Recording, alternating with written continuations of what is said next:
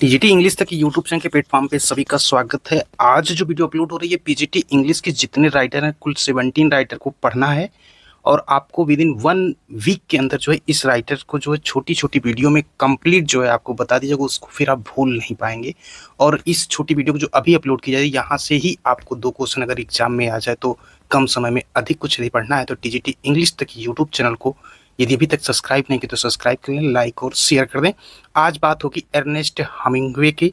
जो Ernest Hemingway हैं इनके बारे में, इनका कालखंड है 1899 टू 1961। ये बिलोंग करते हैं अमेरिका से।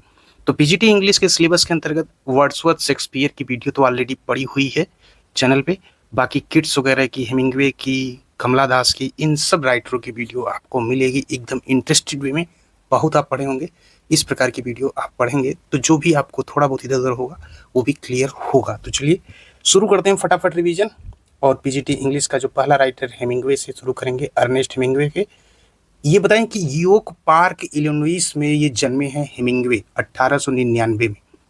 इनके कालखंड में, इनके जीवन में क्या होता है कि 17 साल की जब इनकी उम्र रहती थी, कैंसस सिटी में जो है, कैंसस एक सिटी है अमेरिका में, वहाँ एक समाचार पत्र रहता, वहाँ पे एक लेखक के रूप में अपना ये करियर को जो है शुरुआत करते हैं।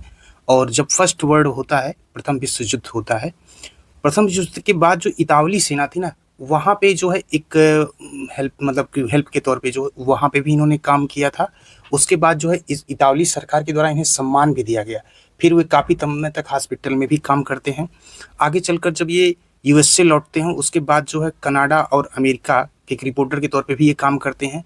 और एक ग्रीक की क्रांति होती है उसको भी ये कवर करते हैं अर्नेस्ट हेमिंग्वे।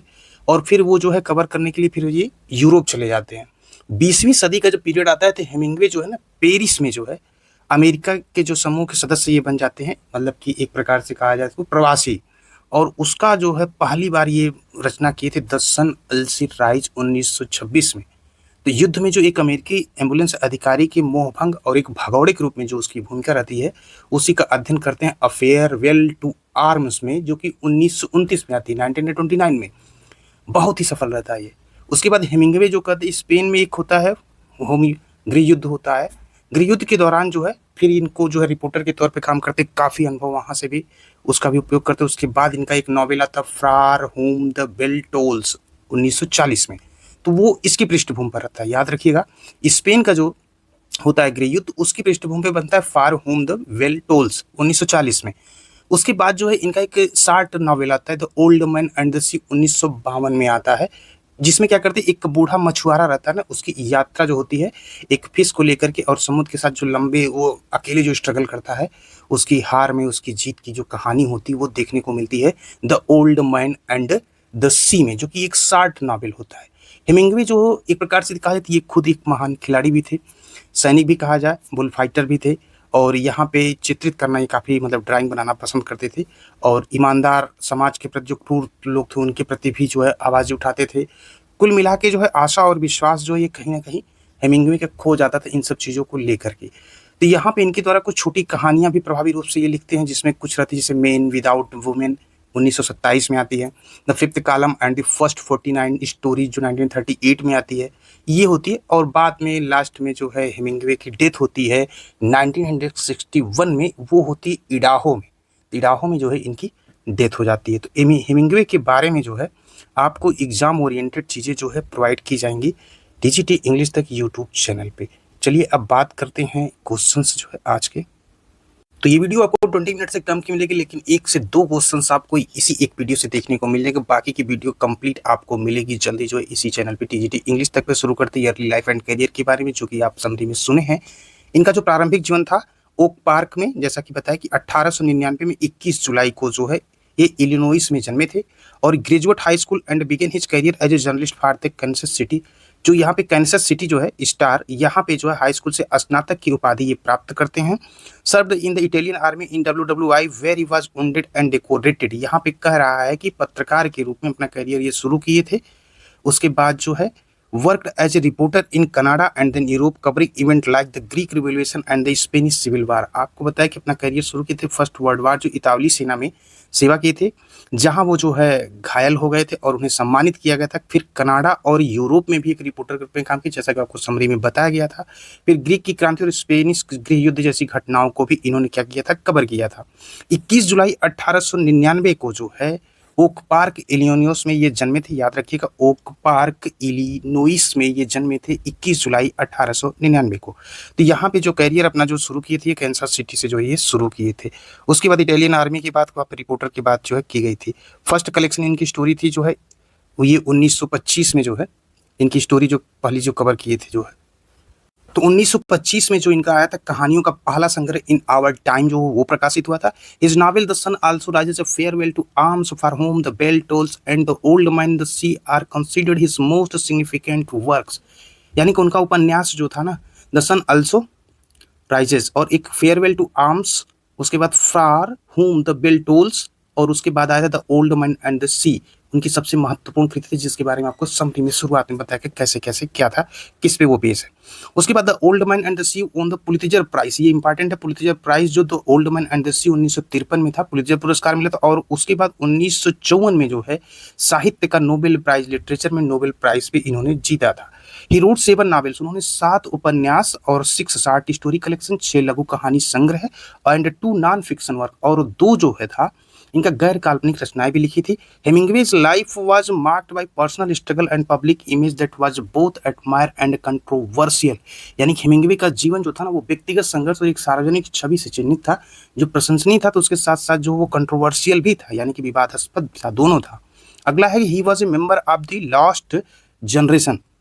यहाँ पे क्या क्या करा कि आप expatriate American in Paris during the 1920, यानी कि 1920 के दशक के दौरान जो है पेरिस में प्रवासी जो अमेरिकियों की खोई हुई पीढ़ी के क्या थे, लॉस्ट जो जनरेशन थी उसकी खोई हुई पीढ़ी के मेंबर भी थे। अगला है कि suffered injuries from 2 airplane accident in the 1950, 1950 के दशक में 2 हवाई जहाज दुर्घटनाओं में घायल हुए थे। ही कमिटेड सुसाइड ऑन जुलाई 1961, उन्होंने 2 जुलाई 1961 को जो है केचम इडाहो में आत्महत्या ये कर लेते हैं। विच नावेल हेमिंग्वे इज, जो हेमिंग्वे का उपन्यास था जो शुरुआत में जो है अ मूवेबल जो फीस्ट 1964 में जो मरणोपरांत ये पोस्टमसली मतलब कि तो मरणोपरांत ये प्रकाशित हुआ था, अ मूवेबल फीस्ट 1964 में। तो ये हेमिंग्वे का जो नावल है इसको याद रखिएगा। उसके बाद आता है अगला man and water. Man and water जो होता है ये 1942 में जो होती is an anthology of war story chosen and introduce by Hemingway on an idea suggested by, तो विलियम ये जो थे इनकी द्वारा जो है मैन एट वाटर जो युद्ध की कहानियों का एक संकलन था, विलियम कोजेलेंको जो द्वारा जो है सुझाए गए जो विचार थे ना उसको इन्होंने पेश किया था। अगला है Hemingway receive the Nobel award literature 1954, इनको साहित्य का नोबेल प्राइज जो मिला था 1954 में मिला था। उसके बाद कह रहा है कि any man's death diminishes me became I am involve in mankind and therefore never send to know for home the bell tolls it tolls for thee who is the writer. यहाँ पे हेमिंग्वे हैं, यानी कि किसी भी व्यक्ति की मृत्यु, एनी मैन डेथ, यानी किसी की व्यक्ति की जो मृत्यु होती है मुझे वो क्या करती है, कमजोर करती है। Because I am involve in mankind, क्योंकि मैं मानवता से जुड़ा हुआ हूँ, and therefore never send to know for home the, मानवता से जुड़ा हुआ और इसलिए कभी ये जानने के लिए मत भेजो कि बेल्स टोल्स यानी कि घंटी किसके लिए बजती है, इट टोल्स फॉर दी, ये तुम्हारे लिए बजती है। तो इसका राइटर जो है वो है हेमिंग्वे। अगला कह रहा था line a man can be disturb but not defeated appears, यानी कि एक आदमी को बर्बाद किया जा सकता है बट उसे क्या कर डिफीट नहीं किया जा सकता, हराया नहीं जा सकता। यह जो अपीयर होती है लाइन जो है ये पंक्ति आती है the old man and the सी में दिखाई देती है। अगला है कि Hemingway novel a farewell to arms is divided into, तो जो हेमिंग्वे का उपन्यास है फेयरवेल टू आर्म्स जो ये 5 पुस्तकों में जो है विभाजित किया गया है। नेक्स्ट करा कि Ernest Miller Hemingway was from, तो अर्नेस्ट मिलर हेमिंग्वे अमेरिका से थे। और when was the novel for home the bell tolls published by Ernest Hemingway, 1940 में for home the bell tolls जो प्रकाशित हुई थी अर्नेस्ट हेमिंग्वे के द्वारा। नेक्स्ट करेगा which civil war from the basis of Ernest Hemingway's novel for home the bell tolls the Spanish civil वार।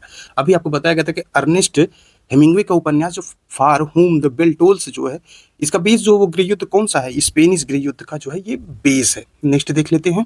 अगला जो कह रहा है कि which novel of Hemingway is based on his Italian war experience, यानी कि जो हेमिंग्वे का उपन्यास इतालवी युद्ध के अनुभव पर है वो है अ फेयरवेल टू आर्म्स 1929 में।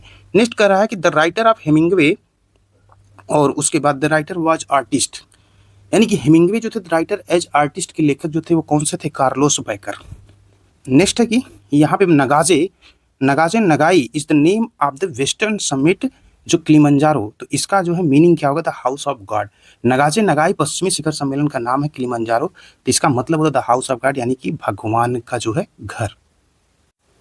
तो ये 20 मिनट से कम की वीडियो, 15 मिनट से भी कम की वीडियो में आप अर्नेस्ट हेमिंग्वे की कुछ चीज़ों को जाने, जिसमें बायोग्राफी के बारे में और कुछ इंपॉर्टेंट वर्क के बारे में डिस्कस की। एक छोटी सी वीडियो जो है ये अपलोड की जा रही है टीजीटी इंग्लिश तक। इस प्रकार की वीडियो अगर आप चाहते हैं कि पीजीटी के सारे राइटर को विद इन 1 वीक में कंप्लीट किया है तो आप कमेंट में पिन कर सकते हैं, और आपको किस पे वीडियो अधिक चाहिए वो उसकी भी पिन कर सकते हैं। आपके द्वारा दिए गए सुझाव को इस चैनल के माध्यम से ज़रूर जो उसमें कोशिश की जाएगी कि आपको वही वीडियो मिले जिस पे आपको जो है इंटरेस्ट हो। वो किसी भी राइटर को हो सकता है जो आपके पीजीटी के सिलेबस में दिए गए हैं। वैसे पीजीटी के सिलेबस में जितने राइटर हैं उस राइटर के बारे में आपको जो है पहले ही जो है शॉर्ट वीडियो मिल गई होगी इसी चैनल पे जो है, क्योंकि Wordsworth, John Keats, Charles Lamb, PB Shelley, Charles Dickens, Matthew Arnold, Alfred Tennyson, Thomas Hardy, TS. Eliot और Kamala Das, Mulk Raj Anand, William Faulkner, Shakespeare, Walt Whitman, Ernest Hemingway, ये कुल 17 राइटर हैं जो कि पीजीटी इंग्लिश में पढ़ना ज़रूरी है। बाकी की चीज़ें जो होंगी वो आपको फिर धीरे धीरे वीडियो मिलती रहेगी। इसी के साथ इस वीडियो को यहीं पे करते हैं, मिलते हैं एक नई और इम्पॉर्टेंट वीडियो के साथ टीजीटी इंग्लिश तक के यूट्यूब चैनल के प्लेटफॉर्म पे।